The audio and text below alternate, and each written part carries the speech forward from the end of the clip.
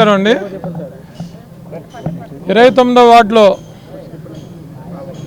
యథావిధిగా రేషన్ షాపులు ఈరోజు మార్నింగ్ నుంచి 8 గంటల నుంచి గౌరవ ముఖ్యమంత్రి గారి ఆదేశాల మేరకు మరి సివిల్ సప్లైస్ మంత్రివర్యులైన నాదెండ్ల మనోహర్ గారు ఆదేశాల మేరకు ఈ యొక్క కార్యక్రమం అంగరంగ వైభవంగా రాష్ట్ర వ్యాప్తంగా జరుగుతుంది. దానిలో భాగంగా దక్షిణ నియోజకవర్గంలో 29వ వార్డులో ఇక్కడ కూడా ప్రారంభించడం జరిగింది. పొద్దున్నుంచి గౌరవ ఎమ్మెల్యే వంశీకృష్ణ గారు, నేను కొన్ని చోట్ల ఓపెన్ చేసాం. ఇది ఇక్కడ కూడా 29వ వార్డులో కూడా సాయి గారి రేషన్ షాప్ని ఓపెన్ చేయడం జరిగింది. ప్రజలు అష్ట కష్టాలు పడ్డారు ఈ రేషన్ విషయంలో. ఎందుకంటే డీలర్లు రోడ్లను పడ్డారు, ప్రజలు ఇబ్బంది పడ్డారు. ఎవరికి ఏ టైంలో వెసులుబాటు ఉంటే ఆ టైంలో రేషన్ తీసుకునే పరిస్థితి నుంచి ఇది ఈరోజు పెట్టింది కాదు. 40-50 ఏళ్ల క్రితం చెన్నారెడ్డి గారు, ఎన్ జనార్దన్ రెడ్డి గారు, మన రాజశేఖర రెడ్డి గారు, ఇలా ఎన్టీ రామారావు గారు, చంద్రబాబు నాయుడు గారు, అందరికన్నా చంద్రబాబు నాయుడు గారు 4 సార్లు ముఖ్యమంత్రి చేశారు.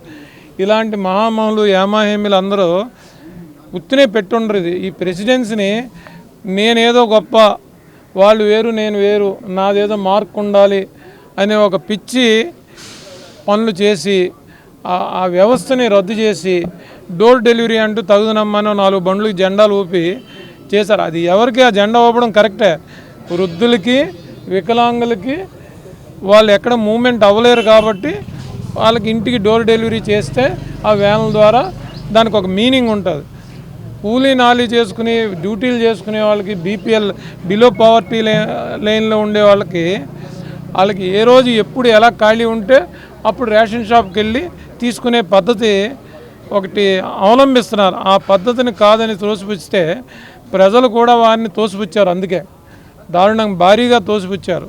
సో ఇలాంటి వరవళ్ళ నుంచి ఇప్పుడిప్పుడే రాష్ట్రం బయటపడుతుంది. ఒక్కొక్కటి పునరుద్ధరణ దిశగా దానిలో భాగంగా అన్న క్యాంటీన్ కానీ, రేషన్ డిపోలు కానీ, ఇలాంటి ఏవైతే తప్పులు జరిగాయో ఆ తప్పులను సరిదిద్దుకుంటూ మరియు కొత్తగా అభివృద్ధి చేయటం, సంక్షేమం చేయటం, ఈ 2 వాటిల్లోనే గౌరవ ముఖ్యమంత్రి గారు నారా లోకేష్ గారు కానీ, చంద్రబాబు నాయుడు గారు కానీ ఇవన్నీ వీటి మీద దృష్టి పెట్టారు.